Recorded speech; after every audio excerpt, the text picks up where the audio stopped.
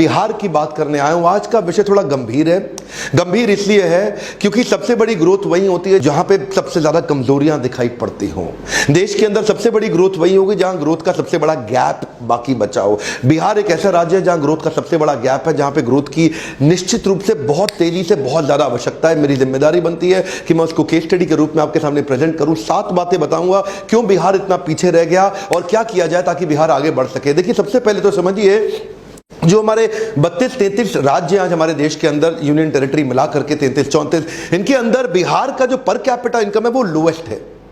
क्यों है ऐसा? 31,000 रुपए के आसपास सालाना इनकम है एक व्यक्ति की बिहार के अंदर। ऐसा क्यों है? क्या कारण है कि आज एवरेज इनकम बिहार की इतनी नीचे चली गई है? ये पर कैपिटा इनकम क्या होता है? ये निकाला जाता है एक ही स्थान, एक ज्योग्राफी के अंदर उनकी टोटल इनकम को टोटल पॉपुलेशन से डिवाइड करके। देखिए, ये वीडियो हर एक भारतीय के लिए समझना बहुत ज्यादा जरूरी है कि कुछ राज्य होते हैं जो भारत की इकोनॉमी को, भारत की स्ट्रेंथ को, भारत की उसको आगे लेके जाते हैं, और कुछ ऐसे राज्य होते हैं जो उसकी ग्रोथ डेवलपमेंट को नीचे घसीट रहे हैं, नीचे लेके जा रहे हैं। क्या कारण है इसका? कारण क्या है? क्यों ऐसा बोलते हैं? मतलब बिहारी शब्द को गाली की तरह क्यों प्रयोग किया जाता है? यह क्यों प्रतीकात्मक हो गया? बोलते हैं एक बिहारी 100 बीमारी। बिहारी की शक्ल के हट, बिहारी की शक्ल के हट। अरे, जब विदेशों की तो आप बहुत बात करते हैं आज हमारे देश में बैठ के कि जी हमारे साथ डिस्क्रिमिनेशन हो रहा है, भेदभाव हो रहा है अमेरिका यूरोप के अंदर, लेकिन अपने ही लोगों का, अपने ही साथ में, अपने ही प्रेमी पड़ोसियों का आप भेदभाव करते भी हैं, उनका मजाक भी बनाते हैं। ये कारण क्या है? पर देखिए, फ्रूट्स तब तक नहीं मिलेंगे जब तक रूट्स ठीक नहीं होंगे। आज रूट्स की बात करता हूं। इच्छा तो रहता है कि बहुत डिटेल में आपको एनालिसिस दूं, पर वीडियो लंबा होता है। मेरा पहला पॉइंट लीजिए, ज्योग्राफिकल डिसएडवांटेज। एक तो ये एक लैंड लॉक स्टेट है। लैंड लॉक स्टेट होने के कारण इसके पास एक इंटरनेशनल ज्योग्राफिक लोकेशन का एडवांटेज नहीं है, जिसको क्या बोलते हैं आप, एक या तो देखो कोस्टल रीजन में होता। अब कोस्टल रीजन के अंदर सबसे पॉपुलर स्टेट हमारे देश में गुजरात और महाराष्ट्र है, जहां से इंटरनेशनल बिजनेस बहुत तेजी से सी के थ्रू, पोर्ट्स के थ्रू, बड़े पॉपुलर पोर्ट्स हैं उनके। इसके बाद सदर्न स्टेट्स में भी है, जैसे कर्नाटका, केरला, आंध्रा, तमिलनाडु। लेकिन बिहार को पूरी तरह से लॉक कर दिया। अगर खुलता भी है इंटरनेशनल साइड में ओपनिंग भी, तो वो नेपाल पे है। हाँ, हम तो डूबेंगे सनम, तुम्हें भी ले डूबेंगे। अब इसके कारण ग्लोबल एक्सेस मिलता नहीं है, ट्रांसपोर्टेशन कॉस्ट बढ़ जाती है। बिहार का एक रीजन ऐसा है जहां सूखा पड़ जाता है, दूसरा रीजन ऐसा है जहां बाढ़ ज्यादा आ जाती है। अब क्योंकि इसके कारण लोगों को बिहार छोड़ के बाहर निकलना पड़ता है अपनी लाइवलीहुड के लिए। अगला पॉइंट है नो मेजर इंडस्ट्री। बिहार के अंदर कोई बड़ी इंडस्ट्री है ही नहीं। कोई बड़ी इंडस्ट्री अभी भी ब्लू चिप कंपनी के अंदर, हिंदुस्तान यूनिलीवर के अलावा बड़ी कंपनी इस समय बहुत ज्यादा इन्वेस्टमेंट बिहार में करना ही नहीं चाहती। आप समझिए बात को कि बंगाल से, उत्तर प्रदेश से, मध्य प्रदेश से ट्रक भर भर के माल आता है, लेकिन वो ट्रक वापस खाली जाता है। कम ऑन, वापस खाली जाता है। यहां से, बिहार से कुछ बाहर नहीं जा रहा। बिहार बाहर से माल ले रहा है, दे नहीं रहा कुछ भी। पहले शुगर मिल्स और फर्टिलाइजर्स के प्लांट्स हुआ करते थे। इकोसिस्टम कमजोर होने से कंपनीज ने लॉसेस करना शुरू किया, वो भी बंद हो गई। लोग बाहर जाने लगे छोड़ के। नेले पे दहला तो तब हो गया कि जब झारखंड बिहार से अलग हुआ। जैसे ही झारखंड बिहार से अलग हुआ, मिनरल रिच कंपनी, सारे बड़े कॉर्पोरेट, जितनी भी माइनिंग होनी थी, सब झारखंड में निकल गया। बोकारो हाथ से निकल गया, टाटा नगर, जमशेदपुर हाथ से निकल गया। अब तो कुछ मिनरल भी नहीं बचा बिहार के हाथ, तो बिहार बेचारा दब गया। तीसरा पॉइंट है फ्रेट इक्वलाइजेशन पॉलिसी। ये 1950 के दशक में आया था और 1990 के दशक तक रहा।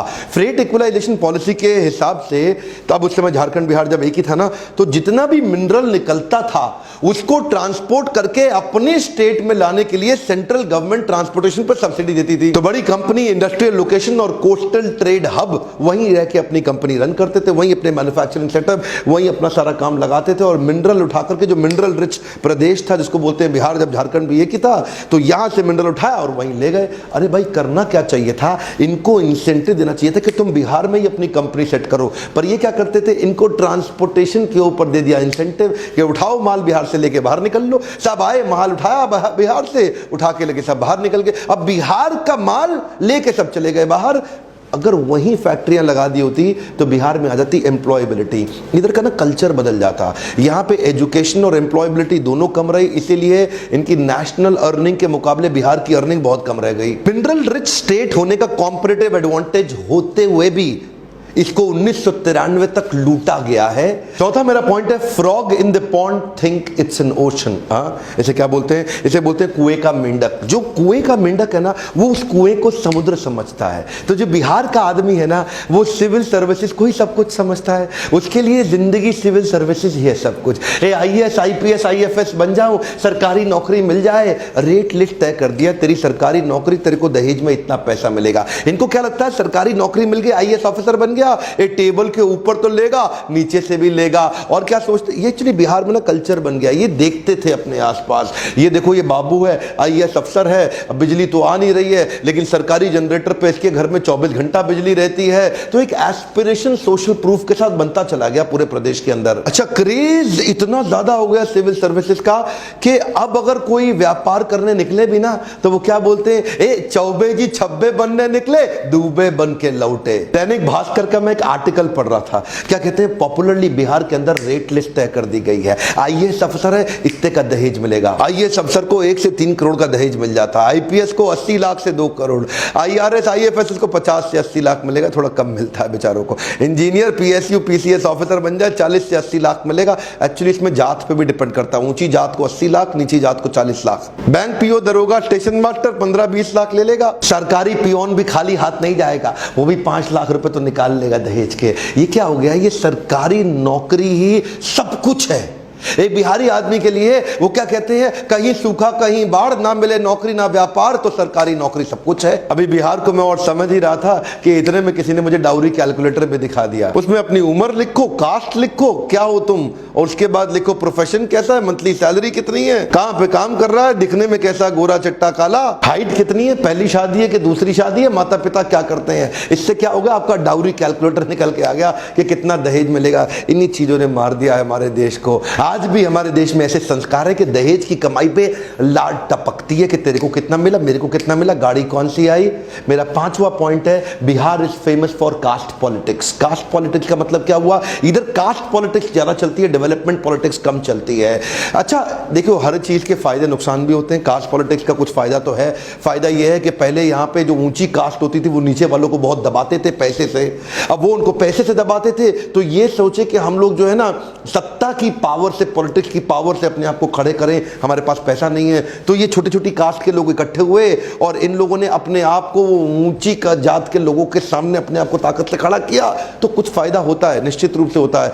पर जब 91 के बाद लिबरलाइजेशन आया ना देश के अंदर, उस समय बाकी सारे राज्य सोच रहे थे कि हमारे को इंटरनेशनल फंडिंग मिले, अपने फॉरेन इन्वेस्टमेंट्स आ जाएं, अपने लिबरलाइजेशन का फायदा उठाएं, धंधा व्यापार बड़े करें। और ये लोग कास्ट के चक्कर में फंसे रह गए। यहां पे ग्रोथ पॉलिटिक्स हुई नहीं, यहां पे डेवलपमेंट पॉलिटिक्स की बात नहीं हुई। आज मैं किसी को ठेस नहीं पहुंचाना चाहता, पर कोई डेटा बताऊंगा। ये सब कास्ट के चक्कर में बिहार एक अनस्टेबल गवर्नमेंट की तरह रह गई। 70 सालों में 40 बार तो सत्ता बदली, 23 अलग अलग मुख्यमंत्री आए 70 साल के अंदर। एक मुख्यमंत्री को एवरेज 1.5 साल से ज्यादा मिला नहीं। यहां पे बात केवल जात पात की होती रह गई, डेवलपमेंट हुआ नहीं। एक्चुअली क्या सोचना चाहिए कि केवल मेरी कास्ट नहीं, अगर पूरे राज्य में खुशहाली आएगी तो फायदा सबका होगा। गोल्डन स्टेटमेंट को पकड़ लीजिए, अगर खुशहाली आएगी तो फायदा सबका होगा। जब पूरा बिहार ग्रो करेगा तभी फायदा होगा। उसको बोलते हैं इंक्लूसिव ग्रोथ। अगला पॉइंट है population growth rate and literacy growth rate. क्या मतलब हुआ इसका, यहां का जो पॉपुलेशन ग्रोथ रेट और लिटरेसी ग्रोथ रेट है, आपस में मिसमैच कर रहा है। लिटरेसी बढ़ नहीं रही है, फर्टिलिटी रेट सबसे ज्यादा है। फर्टिलिटी रेट का मतलब है एक माँ एवरेज सबसे ज्यादा अपने जीवन काल में बच्चों को जन्म बिहार की माँ देती है। बाकी बहुत सारे राज्य ऐसे हैं जहां पे पढ़े लिखे राज्य हैं, वहां पे एक माँ 2 से ज्यादा बच्चों को नहीं जन्म देती है, पर बिहार का सबसे ज्यादा। बिहार में भी 2 हिस्से हैं, एक जहां पे बिल्कुल पिछड़ी हुई जाती है, ना बिल्कुल पढ़ाई नहीं किया, बिल्कुल शिक्षा नहीं है, ज्ञान नहीं है, वहां एक माँ 4 से 5 बच्चों को जन्म दे रही है। और जहां थोड़ी बहुत पढ़ाई करी गई वहां 3 बच्चों को। इसके कारण क्या हुआ, पॉपुलेशन बहुत ज्यादा और एजुकेशन बहुत कम। ध्यान दीजिए, कम ऑन, पॉपुलेशन सबसे ज्यादा तेज बढ़ा रहा है बिहार और एजुकेशन सबसे कम है, क्योंकि लिटरेसी रेट यहां पे 63% के नजदीक रह गया। बिहार का लिटरेसी रेट यानी कि जो पढ़ाई का, शिक्षा का दर है, सबसे कम है। नालंदा यूनिवर्सिटी जो विश्व की सबसे पहली, सबसे पॉपुलर, उसके होने के बावजूद, सबसे ज्यादा IAS प्रोड्यूस करने के बावजूद, यहां का एजुकेशन का जो एवरेज स्तर है ना, वो अच्छा नहीं हुआ। जो बहुत ही मेधावी, बहुत बुद्धिमान छात्र हैं, वो सबको छोड़ के आगे निकलने की कोशिश तो कर रहे हैं बिहार के अंदर, लेकिन वो कोशिश बहुत कम लोगों के अंदर है और बहुत सीमित जगह पे है।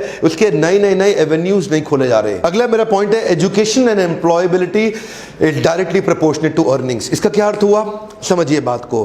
पॉपुलेशन से असर आता है एजुकेशन पे, एजुकेशन से असर आता है एम्प्लॉयबिलिटी पे। अब क्योंकि पॉपुलेशन बहुत ज्यादा है तो एजुकेशन उतनी हो नहीं पा रही है कवर, और उसके कारण एम्प्लॉयबिलिटी नहीं आ रही, क्योंकि स्किल बिल्डिंग एक्चुअल बिहार के अंदर जितनी होनी चाहिए थी वो हुई नहीं। अब थोड़े से कुछ आंकड़ों को देखते हैं इस पर कैपिटा इनकम के चार्ट को। 1950-51 तक बिहार का 204 रुपए था और पूरे देश का 265 था। 2013 तक बिहार बढ़ के 28,000 तक पहुंचा, लेकिन इतने में भारत बढ़ के 75,000 पे पहुंच गया। जिस स्पीड पे पर कैपिटा इनकम बिहार में बढ़ती है उससे कई गुना ज्यादा स्पीड पे ऑल इंडिया एवरेज आगे बढ़ जाती है। उनमें भी कुछ स्टेट्स हैं जो बहुत तेज आगे हैं, जैसे कि गोवा है और यूनियन टेरिटरीज में दिल्ली है। उसके बाद सिक्किम, हरियाणा, केरला, महाराष्ट्र, कर्नाटका। यहां पे एवरेज आदमी की इनकम बहुत अच्छी, लेकिन बिहार में एवरेज इनकम केवल 31,000 रुपया रह गई साल की। सिर्फ समस्या ही नहीं है, बहुत सारी अपॉर्चुनिटीज भी हैं, लेकिन यहां एजुकेशन पे फोकस और एटीट्यूड का बदलाव बहुत जरूरी है बिहार के अंदर। अनिल अग्रवाल तो आप जानते ही है ना, वेदांता ग्रुप के मालिक, केन्स वेदांता,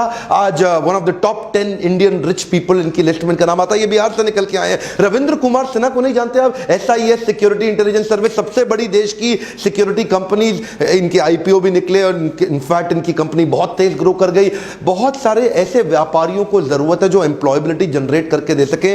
वो मानसिकता से बाहर आना है कि भैया सरकारी, मेरे को तो सरकारी, इस मानसिकता से बाहर निकल के वो सारी बिजनेस और ग्रोथ अपॉर्चुनिटीज प्रोड्यूस करनी है। सबसे ज्यादा ग्रोथ वही होगी, लेकिन मैं वहां ध्यान देना चाहता हूं जहां कोई ध्यान नहीं देना चाहता। इसलिए मैंने बिहार पे केस स्टडी बनाया। क्यों नहीं बिहार, जो पंजाब से आगे हुआ करता था एक समय पे, आज पंजाब 3 गुना ज्यादा इकोनॉमी ग्रो कर गया बिहार के मुकाबले पिछले 40-50 सालों के अंदर। क्यों हुआ ऐसा? आज एवरेज एज के मुकाबले में बिहार में यंगेस्ट पॉपुलेशन है, सबसे ज्यादा यंग पॉपुलेशन पूरे देश की आज बिहार में मानी जाती है। इतना यूथ है, सबसे ज्यादा हार्ड वर्किंग पॉपुलेशन के मामले में बिहार का नाम आता है। बिहार में बहुत सारी अपॉर्चुनिटीज और पॉसिबिलिटीज है, बहुत सारी ग्रोथ की। पहला मेरा आपको केवल ये सुझाव है, अपने होराइजन को बड़ा करें और पॉसिबिलिटीज पे फोकस करें। मैं लीडरशिप फनल ऐसे ही लोगों के लिए बनाने का प्रयास किया जिनको बिजनेस का नॉलेज अंडरस्टैंडिंग नहीं, लेकिन देखते ही देखते 6 महीने में नेक्स्ट लेवल पे जाते हैं। ऐसा नहीं कि मैं आपको कह रहा हूं कि लीडरशिप फनल ही आपके लिए सुझाव है, पर मैं इतना जरूर कहूंगा कि लर्निंग पे फोकस करिए, तभी अर्निंग बढ़ेगी। आपसे अगला प्रश्न पूछना चाहता हूं, किस और राज्य की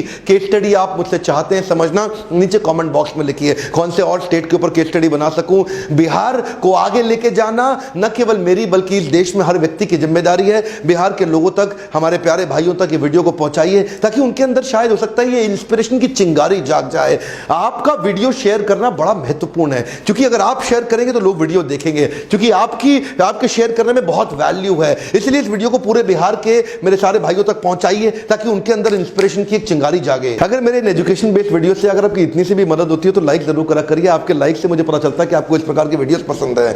मैं सोचता हूं कई प्रकार के लोगों पे वीडियो बनाऊं, गुजराती पे बनाऊं, कभी सोचता हूं सिंधी पे बनाऊं, मारवाड़ी पे बनाऊं, कितनी तरह की केस स्टडीज बनाने का मेरा मन करता है। पर एक बात रिक्वेस्ट करूंगा, अपने आसपास हर व्यक्ति से सब्सक्राइब कराइए और कम से कम बिहार के अंदर हर आदमी को बोलिए सब्सक्राइब करने के लिए। बिहार की पॉपुलेशन आज 10 करोड़ की है, one of the largest populated state in the country, जिसकी अगर ग्रोथ हो गई तो पूरा देश बदल जाएगा। मेरे साथ जुड़े रहने के लिए, वापिस आके हर वीडियो को देखने के लिए प्रेम पूर्वक हर बार की तरह फिर से इस बार आप सबका बहुत बहुत धन्यवाद।